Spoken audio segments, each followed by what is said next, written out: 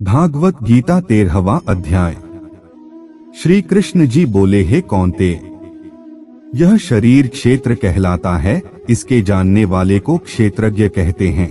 संपूर्ण क्षेत्र में क्षेत्रज्ञ मुझको जान। क्षेत्र और क्षेत्रज्ञ का जो ज्ञान है मेरा मत से वही ज्ञान है। यह क्षेत्र कैसे रूप का है, उसमें कौन दो विकार होते हैं, उसकी उत्पत्ति किस प्रकार से हुई और क्षेत्रज्ञ का क्या प्रभाव है, इत्यादि बातें संक्षेप से कहता हूँ, सुनो। अनेक ऋषियों ने अनेक प्रकार के छंदों में इनको बताया है। वेदों ने भी पृथक दो वर्णन किया है और हेत वाले बहुसूत्र पदों करके भी यह ज्ञान निश्चय किया गया है। पंच महाभूत अहंकार, बुद्धि, अव्यक्त, प्रकृति, देशों, इंद्रियों तथा पांचों इंद्रियों के विषय तथा इच्छा, द्वेष, सुख, दुख, संघत, चेतना, धृति, इनके समूह संक्षेप में क्षेत्र और क्षेत्रज्ञ के यही विकार है। मान और पाखंड से रहित सहिंसा, सहनशीलता, सरलता, गुरु की सेवा, पवित्रता, अपने मन का संयम, इंद्रियों के विषयों से विरक्त, अहंकार रहित और जन्म, मृत्यु, बुढ़ापा, रोग, दुख आदि दोषों को देखना, पुत्र, स्त्री, गृह इत्यादि में आसक्ति न करना और इनमें अपने को सुखी दुखी न जानना और इष्ट अनिष्ट की प्राप्ति में हर्ष विषाद रहित रहना, अनन्य भाव से मेरी अनन्य भक्ति, एकांत में रहना, जन समूह में रहने से विराग, सदा स्मरण रखना कि मैं परमात्मा का ही अंश हूँ, ज्ञान प्राप्ति, उद्देश्य मोक्ष को सबसे श्रेष्ठ मानना, इसे ही ज्ञान कहते हैं। इससे जो भिन्न है वह अज्ञान है। अब यज्ञ का स्वरूप वर्णन करते हैं, जिसको जानकर मनुष्य मोक्ष प्राप्त होता है। वह आदि रहित, बड़ों से बड़ा, अकथनीय होने कहा जाता, असत्य ही कहा जाता है। सब और मुख है, सब और कान है, वही जगत में सबको घेरे हुए स्थित है।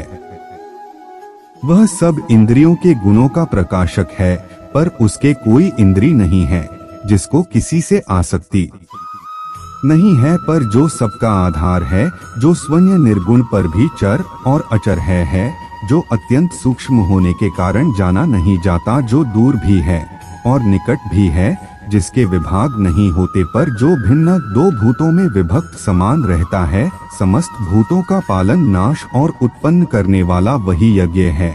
यह अंधकार से परे ज्योतिष्मन पदार्थों को ज्योति देता है। वही ज्ञान जानने योग्य पदार्थ, ज्ञान के द्वारा जानने योग्य सबसे हृदय में वास करता है। इस प्रकार क्षेत्र, ज्ञान और ज्ञेय इनको संक्षेप में कहा। इसे जानकर मेरा भक्त मेरे पद के योग्य होता है। प्रकृति और पुरुषों दोनों ही अनादि है। विकारों और गुणों की उत्पत्ति प्रकृति से हुई है। कार्य और कारण को प्रकृति उत्पन्न करती है। पुरुष तो सुख और दुख का भोगता है, प्रकृति के गुणों का उपभोग करता है। तदनुसार उत्तम तथा अधम योनि में जन्म लेता है। इस देह में उसे उपद्रष्टा, अनुमंता, भर्ता, भोक्ता, महेश्वर परमात्मा और परम पुरुष को जो जानता महेश्वर परात्मा और परम पुरुष कहते हैं। इस प्रकार गुणों के साथ प्रकृति और पुरुष को जो जानता है, उसका रहन सहने चाहे जैसा हो, पूर्ण जन्म नहीं होता। कोई ध्यान से, कोई योग से और कोई कर्म योग के द्वारा अपने को आत्मा में देखते हैं, परंतु कोई तो इस प्रकार न जानते हुए भी दूसरों से सुनकर ध्यान करते हैं और श्रद्धा से सुनकर वे भी मृत्यु के पार चले जाते हैं। हे अर्जुन, स्थावर जंगम सब उत्पन्न प्राणी क्षेत्र और क्षेत्रज्ञ के संयोग से ही होता है। परमेश्वर सब भूतों में समान रूप से है। भूतों को नष्ट होने पर भी उसका नाश नहीं होता। इसी भांति जो देखता है वही देखता है। सब में समान रूप से स्थित परमेश्वर में देखता हुआ जो आप ही आत्मा का नाश नहीं करता, वह उत्तम गति प्राप्त करता है। जो यह देखता है कि प्रकृति द्वारा सब कर्म होते हैं और आत्मा अकर्ता है, वही मानो देखता है।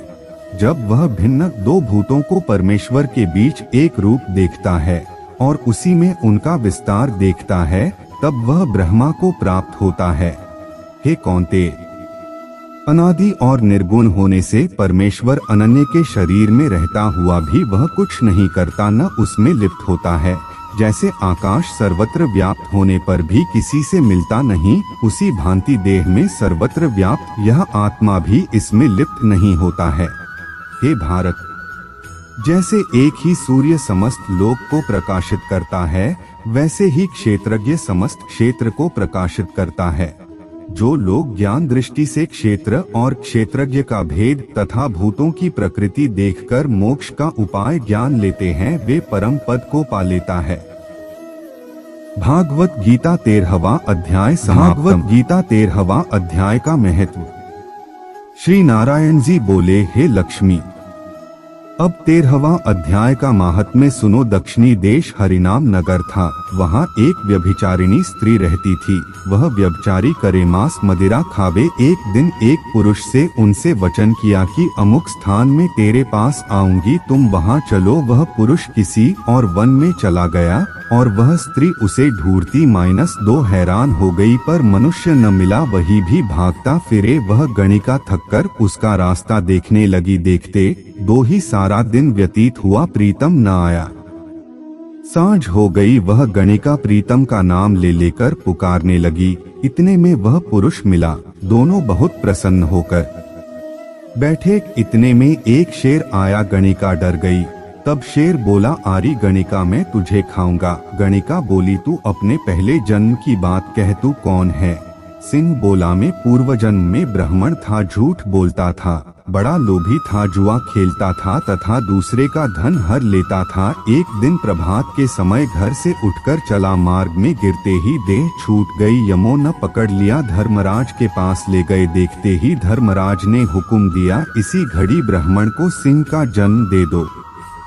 यह देह मुझे मिली और हुक्म दिया, जो प्राणी पापी दुराचार करने वाले हो तिनको तू खाया कर। जो साधु वैष्णव हरिभक्त हो उनके पास न जाना। हे गणिका, मुझे धर्मराज की यह आज्ञा है, तिनकी आज्ञा कर सिंह की योनि में आया हूँ। तू व्यभिचारिणी गणिका पापिन है, इसी से तुमको खाऊंगा। इतना कहकर गणिका को खा गया।